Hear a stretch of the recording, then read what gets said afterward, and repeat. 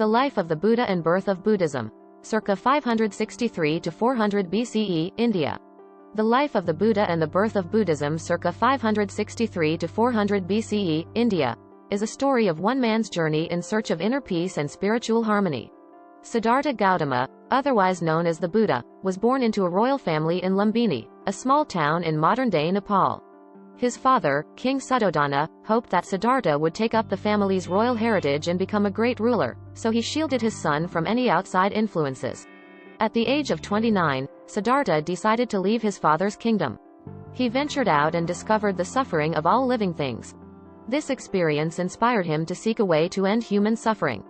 After several years of ascetic practices, at the age of 35, Siddhartha achieved enlightenment, or nirvana, under the Bodhi tree. He then spent the rest of his life teaching the path of the Four Noble Truths and the Eightfold Path to his followers. He became known as the Buddha, the Enlightened One.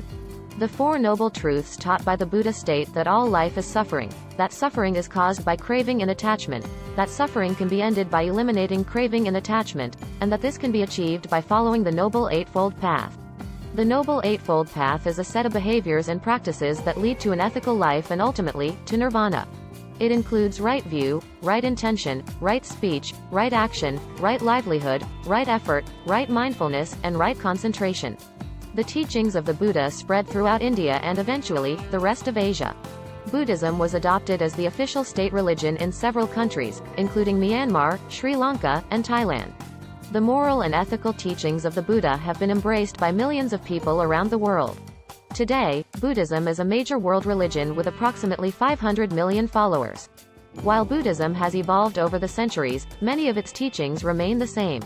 The teachings of the Buddha continue to be a source of inspiration and hope for people from all walks of life.